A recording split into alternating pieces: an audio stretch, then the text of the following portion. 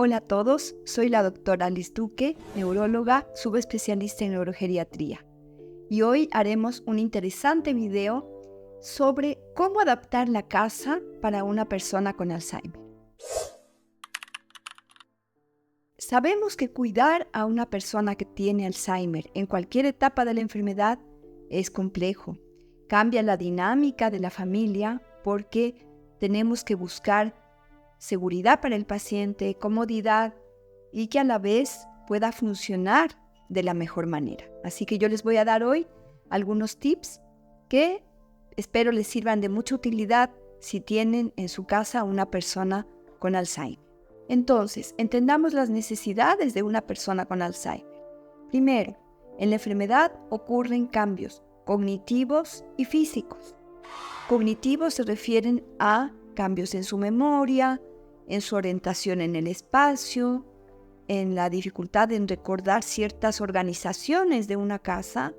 Físicos también, a veces ya con el paso de la enfermedad, los cambios cognitivos de la memoria, etcétera, se van acompañando también de dificultad, por ejemplo, para mantener un buen equilibrio, caminata más lenta. A veces, por ser adultos mayores, además tienen otras dificultades de articulaciones, artrosis, etc. Entonces, hay muchas dificultades que tenemos que tener presentes en este tipo de pacientes para buscar la mejor alternativa de las adaptaciones en el hogar.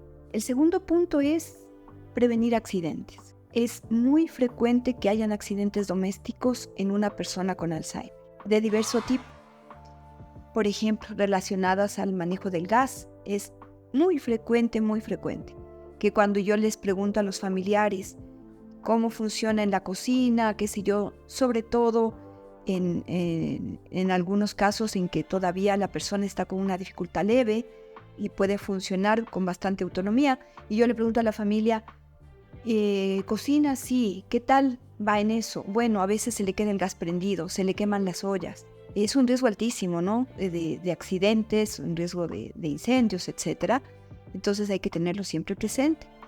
Además, existen otro tipo de riesgos de, por ejemplo, tomar objetos que puedan provocar, a lo mejor objetos pesados que puedan provocar una caída, ciertas dificultades, por ejemplo, relacionadas al manejo de llaves. No es raro que una persona que tiene Alzheimer, leve sobre todo, que es cuando maneja llaveros, pierda el llavero, se quede afuera o se quede encerrado, no encuentre los llaveros de puertas de seguridad, etc. Entonces también son cosas que tenemos que tener presentes, riesgos de accidentes caseros en varios aspectos que iremos viendo en medida que llevemos ese tema en el video. Ahora, ¿cómo adaptamos las áreas comunes dentro de una casa? Ya vamos a hablar de su habitación, pero aquí hablamos primero de las áreas comunes. Me refiero con esto, por ejemplo, a la entrada de una casa, a la sala de estar, al comedor, a la cocina, etc. En que el paciente se va a desenvolver idealmente durante el día. Entonces, tenemos que buscar espacios, primero que ojalá, si es que está dentro de las posibilidades, utilizar pisos de material antideslizante. Ojalá no esas baldosas muy resbalosas donde se pueden caer, donde se puede caer cualquier persona, más un adulto mayor y más si tiene Alzheimer. Entonces, si podemos, tratar de poner un piso antideslizante, al menos por los pasillos, por los espacios donde se mueve el paciente.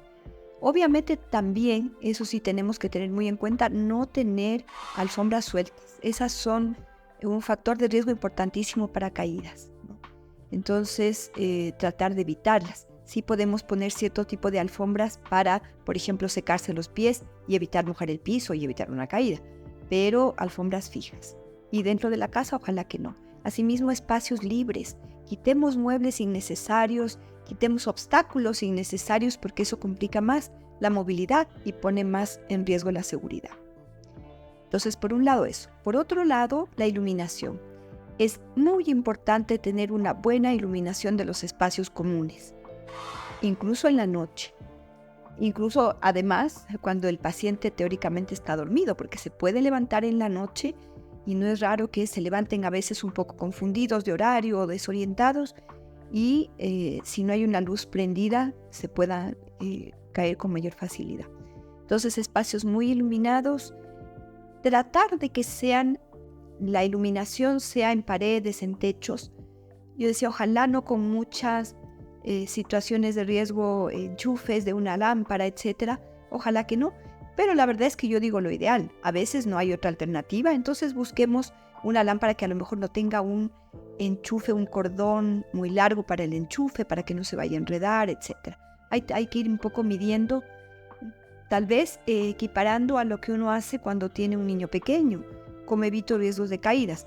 Aquí tenemos que pensar que la situación es un poco diferente porque obviamente es un adulto, porque en esta enfermedad cada vez se le va dificultando un poquito más la situación. Por lo tanto, tenemos que pensar en cada detalle que vayamos poniendo en la casa. Entonces, respecto a iluminación, bastante iluminación incluso en la noche, y existen este tipo de lámparas de seguridad que se llaman en diferentes países de diferente forma, que son por ejemplo, se llaman espantacucos o lamparitas de noche, etcétera, que son iluminaciones que pueden quedar prendidas durante la noche, que si el paciente se levanta por lo menos tenga algo que le guíe por dónde está la puerta o el camino al baño, etc. Luego, los muebles. Hay que buscar muebles también, todo esto dentro de lo que se pueda en cada casa, de los espacios con los que se cuente, pero lo ideal es buscar muebles, primero que no tengan puntas muy peligrosas, de que si el paciente se resbala se pueda golpear con esa punta. Habitualmente eso provoca muchos traumatismos de cara, a veces golpes fuertes en los ojos, etc. Si es que tenemos ese tipo de muebles y los tenemos que poner, al menos proteger las puntas con un poquito de esponja, ¿no? Para que no se pueda golpear fuerte, digamos. También es importante que no sean muebles, por otro lado, muy livianos. A veces, mesitas con ruedas, cosas así, porque a veces el paciente se apoya en eso y se resbala el mueble y se pueden caer. Entonces es un poco ese tipo de cosas. Son muy buenos los muebles en altura, en una altura superior que la altura del paciente, para que no se golpee, pero son más seguros si es que están bien cerrados, si es que no hay riesgo de que se le caigan cosas, son a veces más seguros que a la altura del paciente. La verdad es que eso hay que irlo revisando. Lo principal es que no se resbale el mueble, que tenga puntas seguras y que si es que está en altura, no se abran las puertas fácilmente y pueda caer algo pesado sobre el paciente. A veces los pacientes se desorientan un poco, van a la cocina y quieren buscar algo, entonces tenemos que pensar, si es que abre este mueble, ¿qué se puede caer? A lo mejor un vaso plástico, bueno, pero no, si es que abre este mueble se le va a caer una fuente pesada. O siempre pensar en que el paciente puede estar muy cooperador, puede estar en general bastante orientado, pero a veces hay momentos en que la cabecita se confunde y que hacen cosas que habitualmente no. Por ejemplo, esto de ir a la cocina. Normalmente el familiar dice, sí, ya nos acostamos y no hay peligro que vaya a la cocina porque duerme bien. Pero puede pasar que un día no durmió bien, que un día le duele algo, que un día está con alguna molestia física, se levanta confundido y va a la cocina. Entonces dejemos las cocinas, por ejemplo, si se puede en la noche, cerradas con llave, o dejemos cortada la llave de paso del gas. No dejemos cosas que puedan ser de peligro si el paciente se levanta en la noche y a lo mejor yo no me doy cuenta. Luego, adaptaciones en el baño. En el baño tenemos que buscar justamente priorizar la seguridad. En relación a eso, obviamente, si el paciente tiene que tomar una ducha, va a ser mucho más fácil si lo hace en una ducha a nivel de piso, con entrada a nivel de piso, no en una tina o bañera donde tiene que levantar la pierna y que es más dificultoso. Entonces, muchas veces nosotros recomendamos cuando hacemos visitas a domicilio para revisar aspectos de riesgo, decimos si puede, quite la tina y ponga una entrada a nivel de piso. Obviamente con alguna alfombrita antideslizante para secarse, que puede ser tipo tela de toalla, por ejemplo, que es menos deslizante que de otros materiales, pero buscar algo antideslizante fuera de la ducha. Dentro de la ducha hay que tener precaución, porque estas alfombras que son para ducha a veces son un poquito resbalosas, no siempre son muy adherentes. Se puede facilitar también si el paciente está más cómodo, si tiene dificultades para movilizarse por sus rodillas, etc. se pueden utilizar estos baños de adulto mayor que son básicamente sentarse en una silla. Se puede adaptar una silla cualquiera, firme, por supuesto, no una silla resbalosa. Se pueden usar estas adaptaciones de ducha para una persona mayor. Se puede buscar la forma de que esté más cómodo. Por supuesto, en un baño además requerimos estas barras de sujeción que no son complicadas de poner, pero que tienen que ser barras de sujeción. No podemos reemplazar estas barras por toalleros simples. Un toallero no aguanta el peso de un paciente. Yo también he visto caídas en pacientes que se resbalan y quieren apoyarse de algo y se toman de una barra de toalla y se les cae. Entonces tienen que ser barras firmes que ojalá sigan el trayecto de la entrada del baño dentro de la ducha también. Es importante esto porque hay familiares que con todo cariño quieren ayudar a su mamá, a su papá a bañarse, pero a veces el paciente no quiere que nadie lo ayude. Y dicen, no, déjeme aquí, yo me baño solo. Primero que a veces no se bañan muy bien, pero además, si lo dejo solo, por lo menos lo dejo sentado, con barras, puedo estar un poco con ciertas precauciones para evitar que haya un riesgo mayor. Entonces, siempre tengo que mirar en la ducha, ver dónde se puede golpear, cómo hago para que no se resbale, buscar ahí la forma de que sea lo más seguro posible. Y también es bueno facilitarle el baño dejándole todo fácil. No muchos frascos, no muchas cosas, sino en la ducha, por ejemplo, porque sí tenemos que tratar de que sea autónomo. Aunque yo lo esté acompañando, mirando, sí tengo que tratar de que mi familiar se bañe solo, aunque no lo haga muy bien, yo le superviso, pero tenemos que mantener la autonomía. Entonces es muy bueno poner una repisita donde no se vaya a golpear dentro de la ducha. A veces hay algunos espacios en la pared, bueno, ahí tenemos que ver un lugar seguro y ponerle cosas fáciles, no sé, jabón, una cosita de jabón, y si es jabón líquido, un letrero que diga jabón o un jabón, y una botella que diga shampoo, no sé, lo más fácil para que el paciente sepa qué se pone primero, qué no. Puedo dejarle a lo mejor para cuando se termine de bañar una cosa que diga crema, no sé, tal vez poner algún tipo de identificación, pero no dejarles muchos frascos ni muchas cosas, porque si el paciente quiere hacer su aseo personal tiene que ser lo más simple. Le dejo tal vez su cepillo de dientes, su pasta de dientes, fácil, pocas cosas, pero para que él un poco tenga la pauta y se vaya pudiendo hacer su aseo de la manera más autónoma. Pero sí priorizar la seguridad.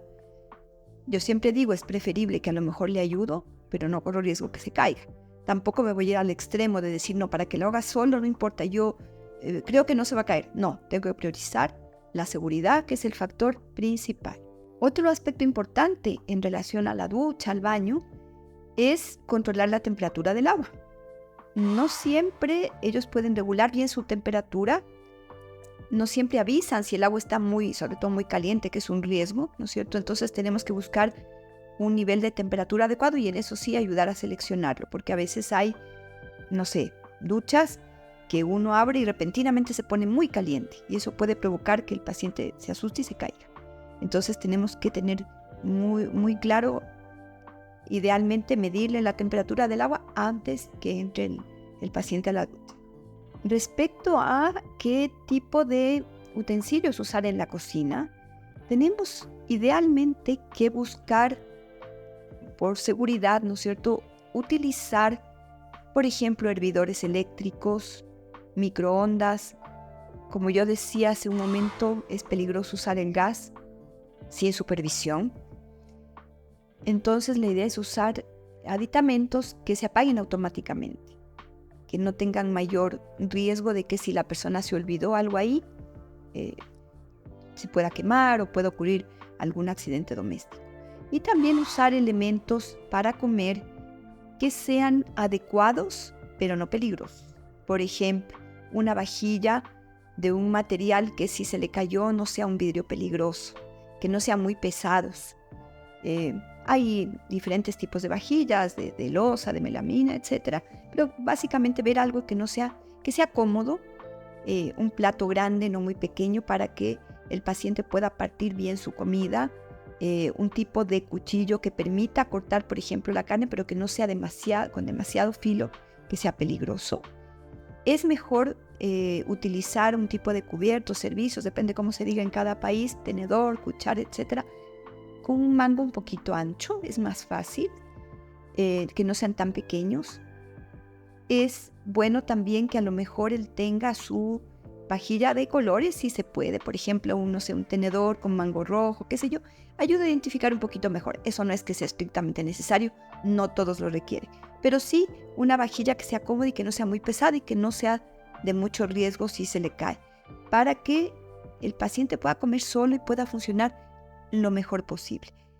Y dentro de eso, claro, lo ideal es que él mantenga habilidades, pero con cierta rutina. Por ejemplo, que tratemos de que él tenga su puesto en el lugar en que come, su puesto fijo, para que él ya se organice mentalmente a que ese es su lugar y su espacio.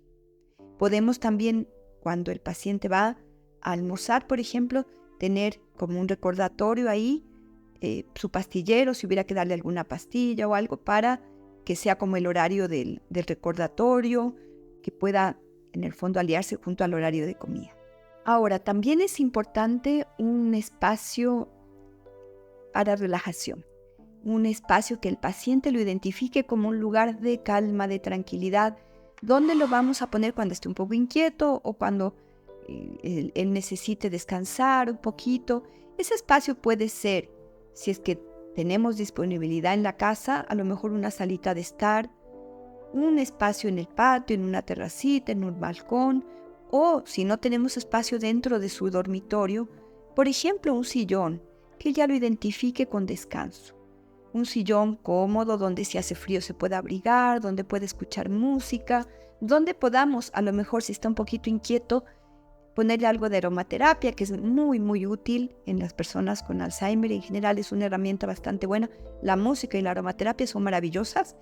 Yo les hablo en un video de estos temas a mayor profundidad, que lo pueden ver aquí arriba. Realmente ese espacio es importante porque cuando el paciente está inquieto, uno recomienda, por ejemplo, háganlo caminar un poquitito, pero también otra recomendación es siéntenlo en un lugar donde él se sienta tranquilo. Que a lo mejor lo saquemos un poquito del ruido, ¿no es cierto? A veces estamos en la casa, por ejemplo, con visitas o con ruido de, qué sé yo, de alguna cosa del día a día, y el paciente se pone un poco inquieto, lo puedo llevar a su silloncito, le pongo música, él ya sabe, su cerebro sabe que lo siento ahí, le pongo música, le pongo aromas y eso lo relaja, así que ese espacio es importante. Y también revisando la parte de su dormitorio, hay varias cosas que tener en cuenta. Primero, insisto yo en que debe ser un espacio seguro, pero también debe ser un espacio bonito para el paciente, hombre, mujer o pareja. Muchas veces los pacientes cambian su domicilio porque a veces enviudan o porque están separados y se van a vivir a la casa de un hijo, de una hija, de un nieto, etc. Incluso a veces en una casa ya de larga estadía. Pero como aquí estamos hablando de los cuidados domiciliarios, me voy a orientar a que, por ejemplo, si usted lleva a su casa a vivir a su mamá, a su papá, tiene que tener presente que ya estando con Alzheimer, le va a costar más orientarse en una casa nueva, en un espacio nuevo. Entonces, primero es muy importante que su habitación, si es que solo o si comparte con alguien, pero que sea lo más parecida a donde él ha vivido. Por ejemplo, yo digo, a ver si una señora tenía en su dormitorio una cómoda, un cuadro bonito de recuerdo, una fotografía, o tenía su cama y su velador de tal, la tenía de siempre. Lo ideal es que le mantengamos al menos sus muebles, sus recuerdos, para que se parezca mucho a la habitación que tenía. Eso le va a dar más tranquilidad.